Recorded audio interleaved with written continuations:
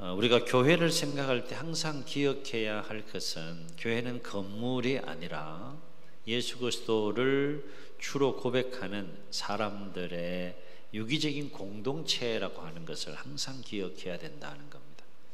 조금 어려운 단어인데, 유기적인 공동체라고 하는 것은 여러 사람이 하나의 공동체를 이루는데 그 관계가 뚝뚝뚝 끊어지고 단절된 것이 아니라, 사람이 아무리 많아도 유기적인 공동체라는 것은 하나로 연결된 관계 속에 있는 공동체라는 거예요.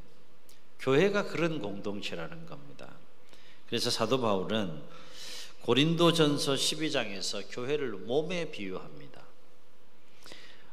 몸에 비유해서 설명하는, 이를테면 우리 몸은 몇 개예요? 하나죠. 근데 하나인데 지체는 몇 개예요? 하여튼 많아요. 많아. 지체는 많아요. 뭐 머리부터 시작해서 눈, 코, 입 해가지고 손, 발, 이 지체는 많다는 거죠. 이게 많은 지체, 몸은 하나이지만 지체는 많고, 지체는 많지만 그 많은 지체가 하나로 다 이래저래 연결되어서 한 몸을 이루는 것처럼, 교회도 그리스도 안에서 이와 같이 유기적으로 연결된 하나의 공동체라는 것, 이걸 항상 기억해야 된다는 거예요. 그래서 바울은 고린도전서 12장에서 무슨 얘기를 하는가? 만일 한 지체가 아프고 고통스러우면 그 지체만 아픈 게 아니라는 거죠. 전체가 다 아프다는 거죠. 손가락 아프면 거기만 아파요? 아니죠. 다. 왜 그래요? 이게 다 연결되어 있기 때문에 그렇다. 그리고 한 지체가 영광을 받으면 모든 지체가 다 즐거워하게 된다라고 말합니다. 그러면서 고린도전서 12장 27절에서 교회에 대해서 짤막하게 그러나 중요하게 이렇게 정의를 해요. 너희는 그리스도의 몸이요 지체의 각 부분이라 그랬어요. 교회는 그리스도의 몸이라는 거죠. 예수님은 교회라고 하는 공동체를 통해서 존재한다는 거예요. 그러니까 이 몸은 하나인데, 그리스도의 몸은 하나인데 그리스도의 몸에 붙어있는 지체는 여러 가지, 여러 지체이지만 그리스도의 몸이라고 하는 하나의 공동체를 이루는 것, 그것이 바로 교회다라고 하는 거예요. 근데 우리가 머리로는 이해하기 쉬운데요, 이게 실제로 신앙생활을 하는 공동체의 모습 보게 되면 유기적인 공동체가 아닌 경우가 많아요. 너 따로 나 따로, 이걸 전문 용어로 끼리 이런 모습들이 교회 안에 참 많다는 거예요. 이건 유기적인 교회 공동체의 모습이 아니에요. 그리스도의 몸의 한 지체이고 여러 지체가 하나의 몸을 이룬 그리스도의 몸으로서의 교회가 아니라는 거예요. 그러면서 바울은 오늘 말씀에서 그리스도의 몸을 이루는 교회 공동체는 여러 사람들이 존재하는데 특별히 믿음이 강한 자가 있고 믿음이 약한 자들이 있다라고 하는 겁니다. 어쨌든 믿음에도 뭐가 있다는 거예요? 믿음의 분량이 큰 사람이 있고 작은 사람이 있다. 믿음이라는 것을 놓고 각 사람을 비교해 볼 때 교회 공동체 안에 믿음이 큰 자, 강한 자가 있는 반면에 믿음이 약하고 작은 자들이 있다. 그러면 갈등해야 되느냐? 믿음이 강한 자와 믿음이 약한 자는 서로 갈등해야 되느냐? 그건 교회가 아니라는 거죠. 교회 안에 믿음이 강한 자가 있고 약한 자가 있다고 할지라도 교회의 머리 대신 그리스도 안에서 그리스도의 몸이 되는 이 교회를 각각 믿음이 강한 자와 믿음이 약한 자가 그리스도의 몸에 붙어있는 한 지체로서 함께 그리스도의 몸이라고 하는 공동체를, 교회를 어떻게 해야 된다는 거예요? 세워가야 된다는 거예요. 자, 이 원리대로라면 교회는 상처를 주고받는 일이 있어야 된다, 있어야 된다? 네? 교회 와서 상처받는 일이 있어야 돼요, 없어야 돼요? 상처 주는 일이 있어야 돼요, 없어야 돼요? 근데 있어요, 없어요? 이게 문제인 거죠. 이 머리로는 이게 알겠어, 뭔 말인지. 근데 가슴으로 그게 안 되는 거예요. 바울은 오늘 이 부분을 로마 교회를 향한 편지하면서 지금 권면하고 있는 겁니다. 로마 교회 안에도 믿음이 강한 자가 있고 믿음이 약한 자가 있는데 그것 때문에 갈등하면 그거는 교회가 아니다. 비록 믿음이 강한 자가 있고 약한 자가 있다 할지라도 서로 함께 그리스도의 몸을 세워갈 수 있어야 된다. 왜냐하면 교회는 그리스도를 주로 고백하는 단절된 관계가 아니라 아무리 많은 사람이 이 공동체를 이룬다 할지라도 유기적인 하나의 공동체이기 때문에 그러려면 믿음이 강한 자와 믿음이 약한 자가 함께 그리스도의 몸된 공동체로서의 교회를 세워가려 그러면 이게 중요한데요. 함께 세워간다는 게 중요한데요. 그러려면 믿음이 강한 자가 믿음이 약한 자에게 대하여 반드시 가져야 될 마음의 자세가 있다. 오늘 세 가지를 말씀을 통해 살펴보는데, 첫째는 믿음이 강한 자는 믿음이 약한 자의 약점을 한번 따라 하시겠습니다. 담당해야 한다. 담당해야 한다. 이게 뭔 말일까?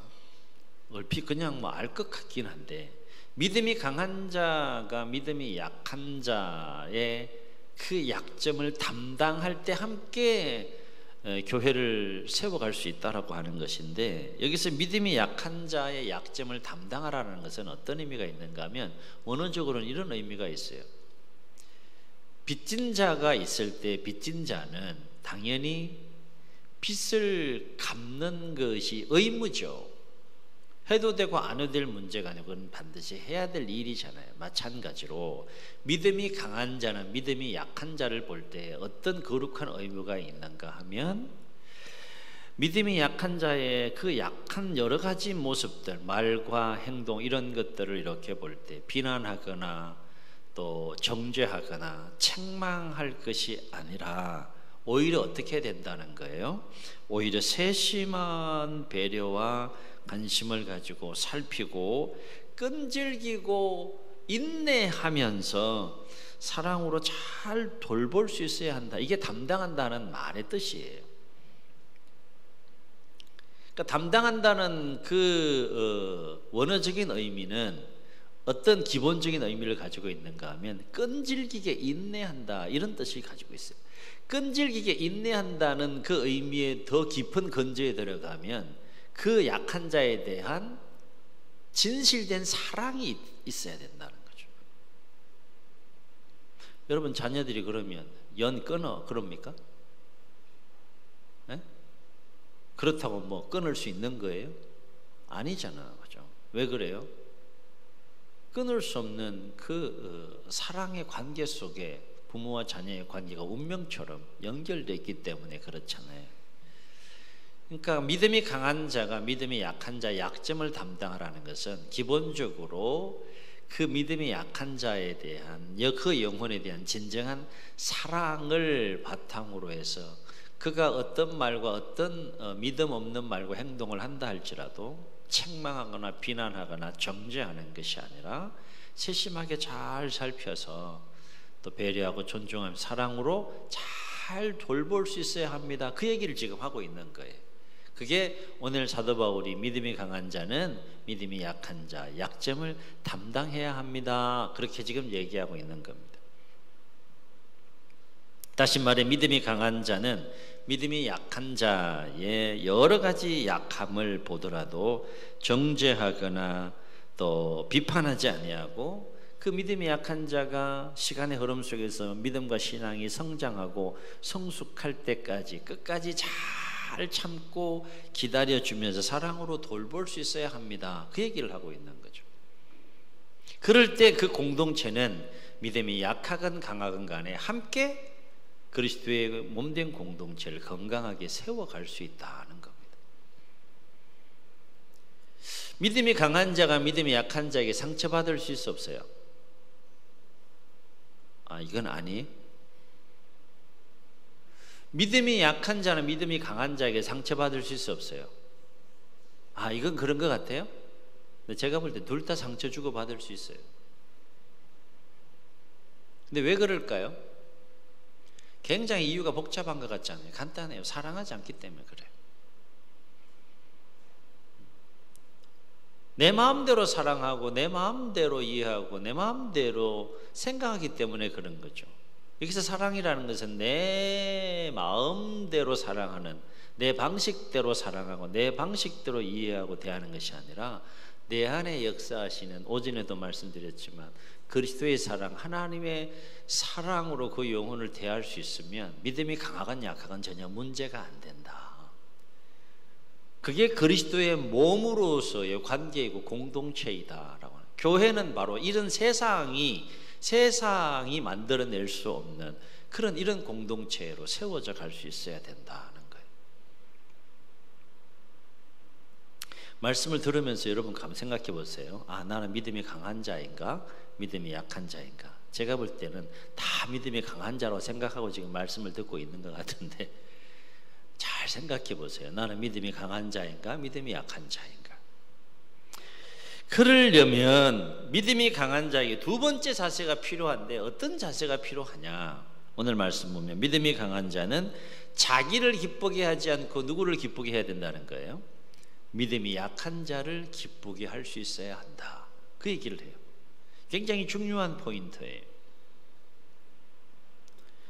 다시 말해, 만약에 믿음이 강한 자의 말과 행동이 약한 자에게, 믿음이 약한 자에게 상처와 아픔이 된다면 하지 말아야 된다는 거지.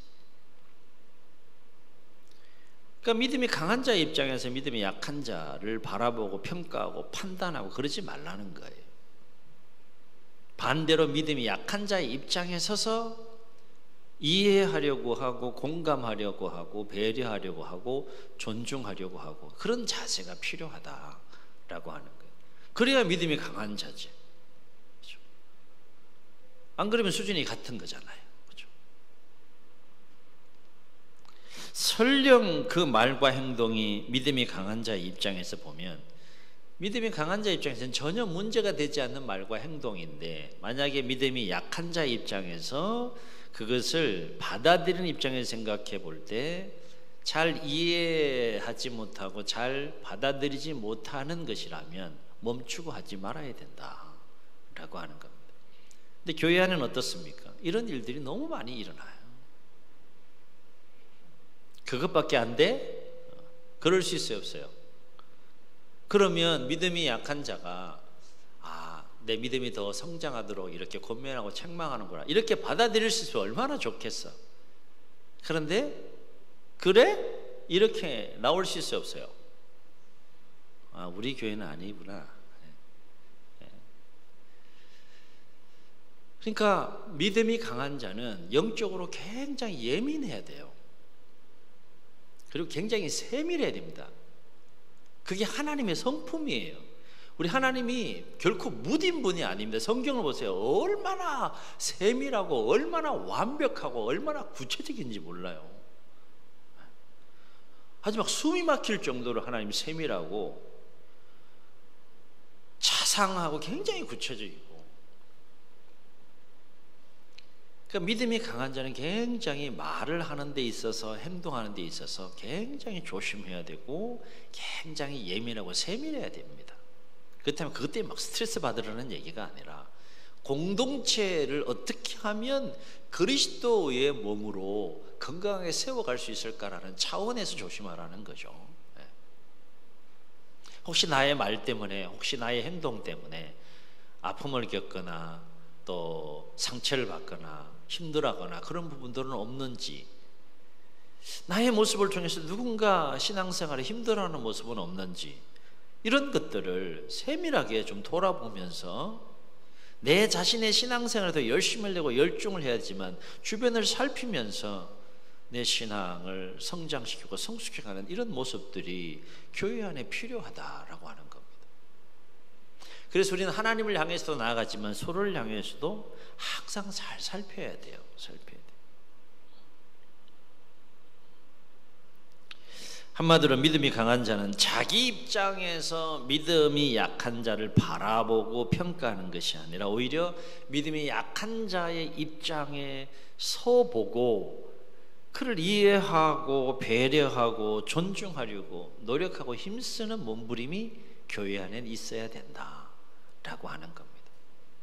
이런 모습으로 서로를 대하는데 무슨 상처를 주고받고 무슨 시험을 받고 안 받고 이런 일들이 교회 안에 왜 생기겠어요?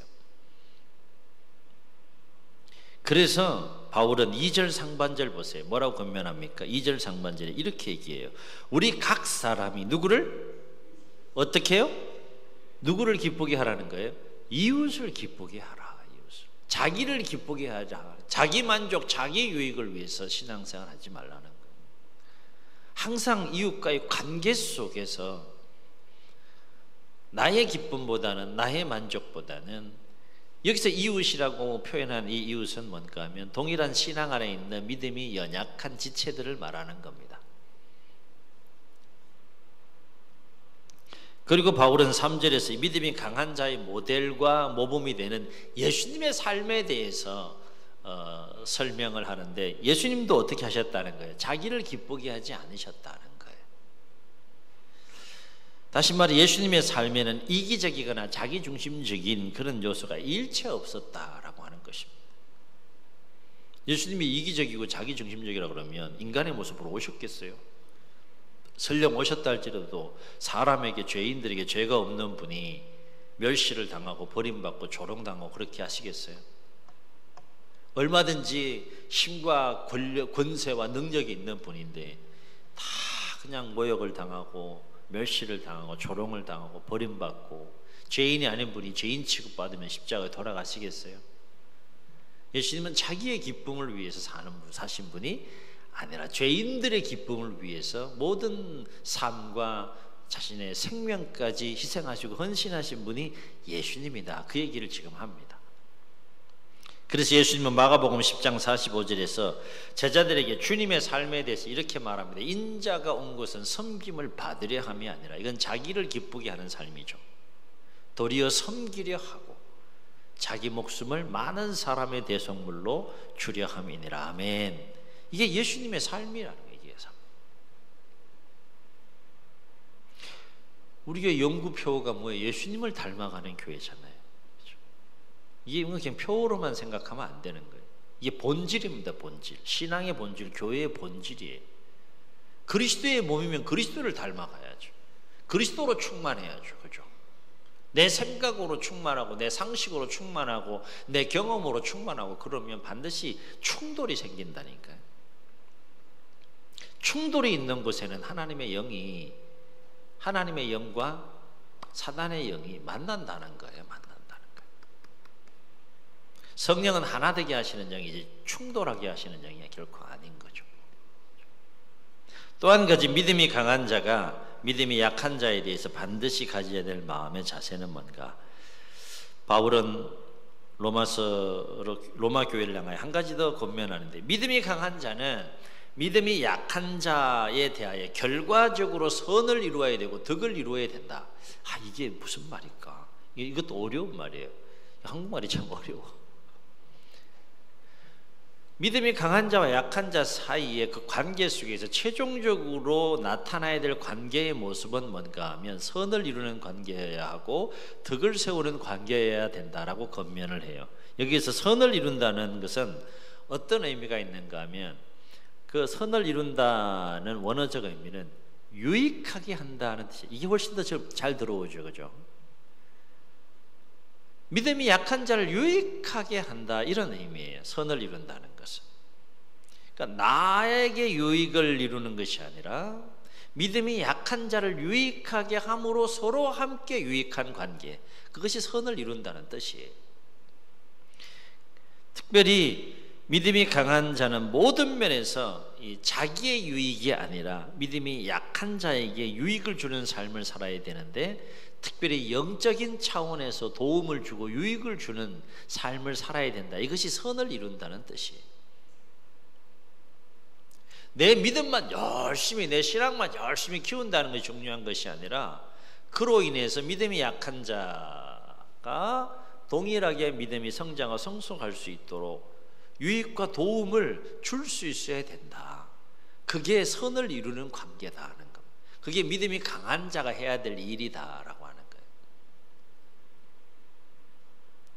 그리고 덕을 세운다는 말도 참 어려운 말인데, 이게 많이 들어서 그냥 그런 것 같다 정도 우리가 이해할 수 있는데, 그 정확한 뜻은 어떤 의미가 있는가 하면, 원어적인 의미는 이런 뜻이에요. 믿음이 약한 자로 하여금 영적인 이익과 도움을 주어서 그 믿음이 약한 자가 더 믿음이 잘 성장하고 성숙할 수 있도록 북돋아주고 도와준다. 이게 덕을 세운다는 뜻이에요. 그러니까 나로 인해서 상처받는 것이 아니라 어떤 일이 일어나야 된다는 거예요. 그러니까 믿음이 더 성장하고 성숙할 수 있어야 된다. 이게 덕을 세운다는 거예요. 우리는 그런 존재냐 이거예요.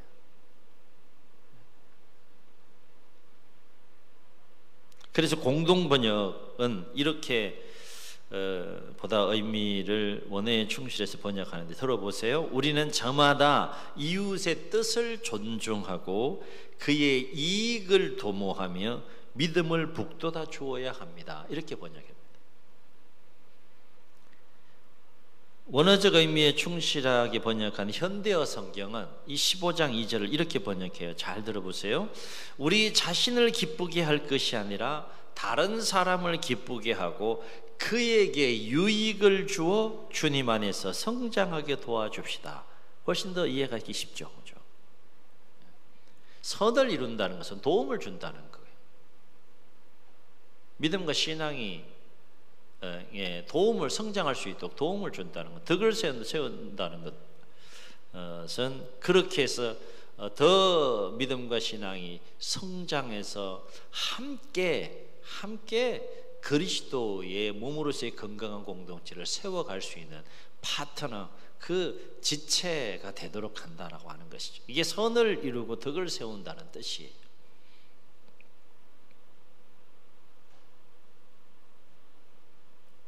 나 때문에 교회에 나오고 싶은 교회. 이 도전이 안 되나?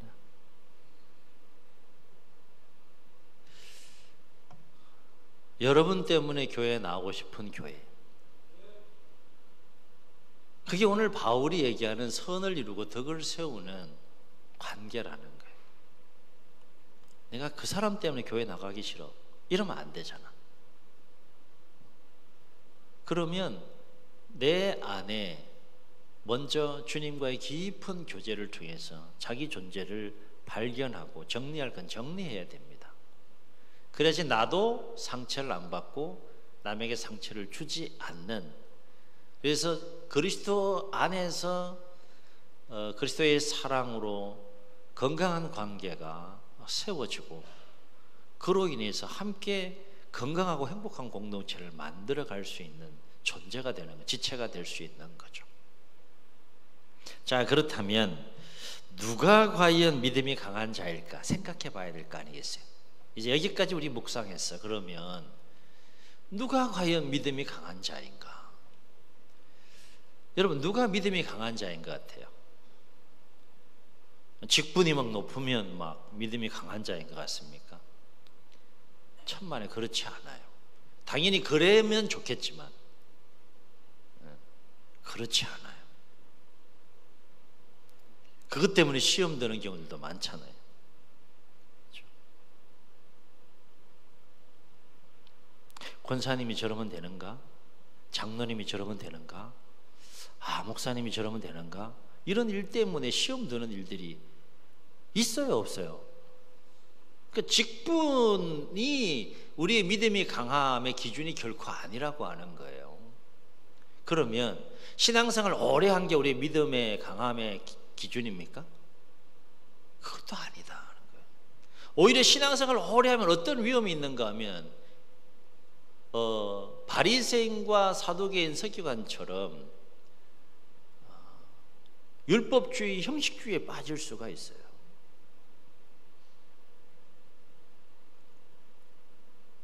참된 진리를 받아들여야 되는데 이미 굳어버린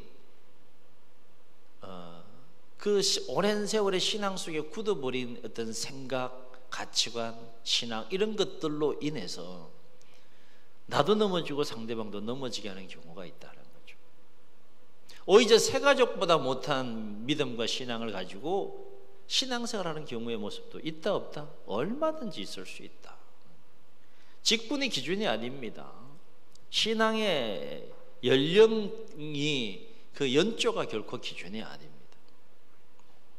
본질적인 것은 뭐냐? 여러 가지를 우리가 생각해 볼 수 있지만 그러면 과연 누가 믿음이 강한 자이냐? 최소한 세 가지 조건은 갖춰야 된다고 봅니다. 첫째는 어떤 상황 속에서도 실족하거나 시험에 들지 않아야 된다. 그게 믿음이 강한 자의 모습이다.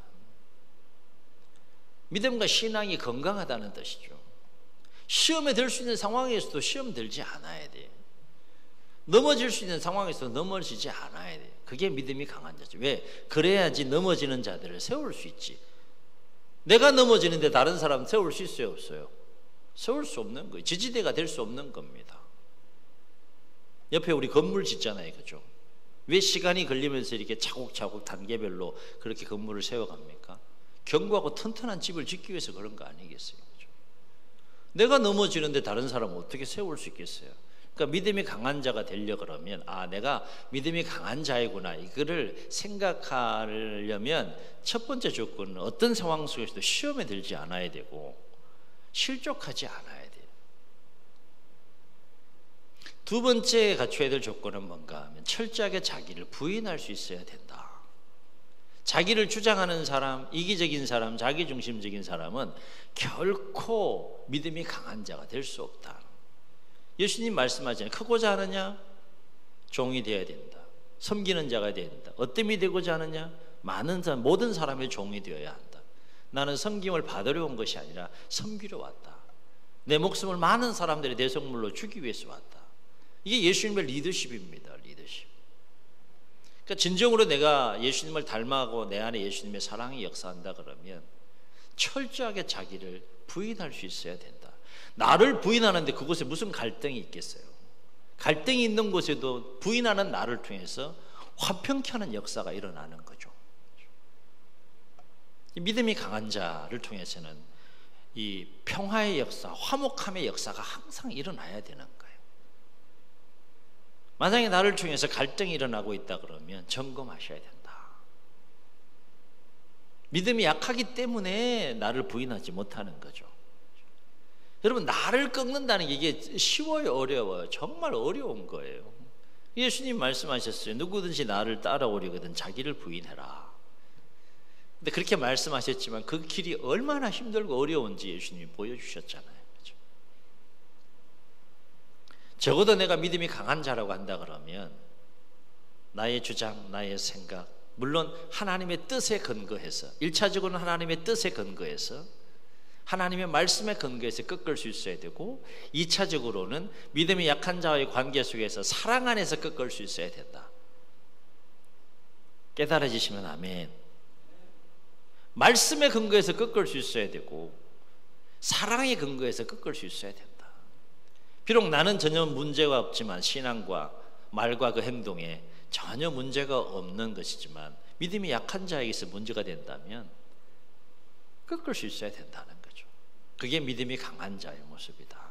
세 번째는 믿음이 약한 자를 끝까지 사랑으로 품고 돌볼 수 있어야 된다. 그럴 때 믿음이 강한 자라 할 수 있다는 거예요. 믿음이 약한 자 때문에 본인이 시험에 들면 돼요. 예? 같이 막 시험에 들어. 그럼 돼요. 안 되는 거야. 막 믿음이 약한 자가 막 시험에 푹 빠져도 다 이렇게 품을 수 있는 그 믿음이 약한 자가 언제든지 기댈 수 있는, 의지할 수 있는, 도움을 받을 수 있는 그런 존재가 믿음이 강한 자다라고 하는 거죠. 그러니까 이렇게 믿음이 강한 자가 교회 안에 많으면 교회가 어떻게 되겠어요? 무너지겠어요? 세워지겠어요? 1. 무너진다. 2. 무너진다. 3. 막 무너진다. 4. 세워진다. 세워지는 거죠. 적어도 이 주일날 오후 예배에 참여하실 정도라면 믿음이 강한 자요, 약한 자요? 자신이 없으세요, 그렇게. 주일날 이 시간에 참 피곤하잖아요. 그렇죠? 집에 가서 쉴 수도 있는데 적어도 이 오후 예배까지 여러분 참여하실 정도면 믿음이 강한 자들이 다 되어서 여러분 때문에 교회가 건강하고 행복하게 세워져 갈 수 있다면 그게 얼마나 큰 기쁨이에요. 얼마나 큰 은혜이고. 그래서 여러분 기도하셔야 돼요. 하나님, 내가 믿음이 약한 자에 속하지 않고 믿음이 크고 강한 자가 되게 해달라. 그럼 기도하셔야 돼요. 서산에 300개 정도 교회가 있는데 믿음이 강한 자가 가장 많은 교회가 어느 교회? 거짓말 하지 마세요. 말씀은 그렇게 하시고 싶겠지. 그래도 저도 그렇게 거짓말 하고 싶어요. 밖에 나갔어요. 우리 교회가 이거예요, 이거. 그렇게 해요, 저도. 옆 사람 한번 격려합시다. 당신이 이제 저 보지만 당신이 이제 저를 보세요. 이거예요, 이렇게. 어떤 분은 막 이렇게 하네, 막 이렇게 따블로. 이런 분위기 얼마나 좋아, 이런 분위기 얼마나 좋아. 야, 내가 어느 교회 갔더니 내가 막 진짜 막 겁나게 상처받아가지고 막 나 신앙생활 더 이상 못 하겠어. 근데 어느 날 내가 어떤 분을 어느 교회 어떤 분을 만났는데 내가 얼마나 많은 도전이 되든지 내가 다시 신앙생활 하고 싶은 마음이 생기더라. 어느 교회? 또 거짓말 하시네.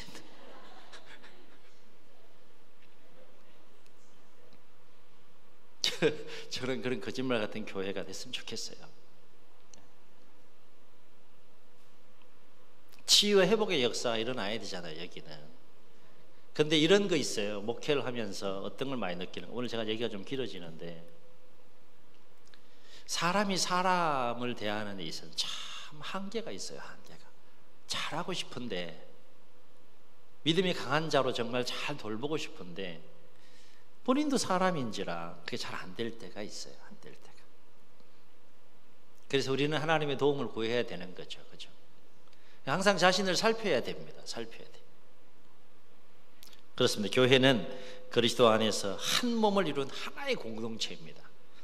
분명한 사실은 믿음이 강한 자이건 믿음이 약한 자이건 모두가 그리스도의 몸된 교회의 동일한 지체다라고 하는 겁니다. 그러므로 우리는 그리스도의 사랑 안에서 서로를 사랑하고 서로를 존중하고 서로를 배려하고 서로에 대하여 인내함으로 어느 누구 하나 소외됨이 없는 실족함 없는 그런 주님의 몸된 교회를 함께 세워갈 수 있어야 된다. 오늘 말씀이 도전이 되어서 주 안에서 서로의 약함을 담당하고 서로를 기쁘게 하고 또 서로의 서로를 유익하게 하고 또 서로의 믿음과 신앙을 북돋아 주므로 주님의 교회를 함께 아름답게 세워가는 우리 모두가 되시기를 예수님의 이름으로 축복합니다. 축복합니다. 우리 말씀을 기억하시면서 우리 기도하는 마음으로 찬양하시고 통성으로 기도합니다.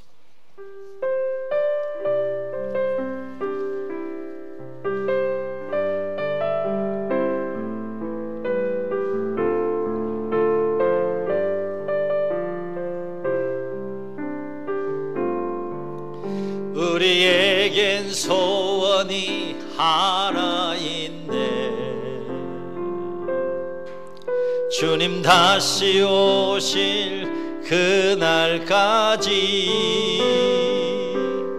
우리 가슴에 새긴 주의 십자가 사랑 나의 교회를 사랑케 하네.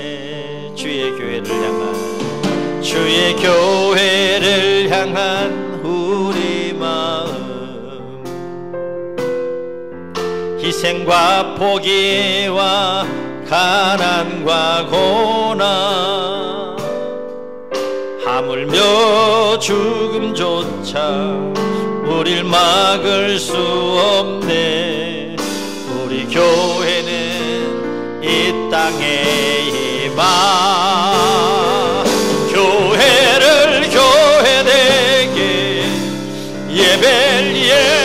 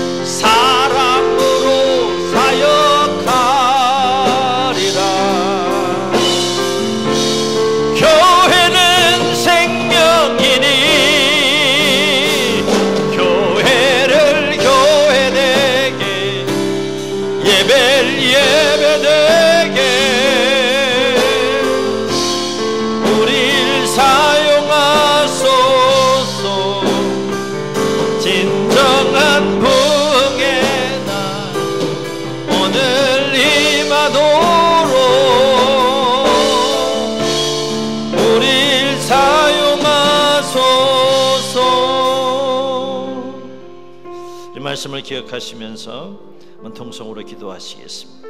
교회 안에 믿음이 강한 자도 있고 믿음이 약한 자도 있습니다. 믿음이 큰 자도 있고 믿음이 작은 자도 있습니다. 그렇다고 갈등한다면 그리스도의 몸된 교회요 또 공동체라 할 수 없습니다.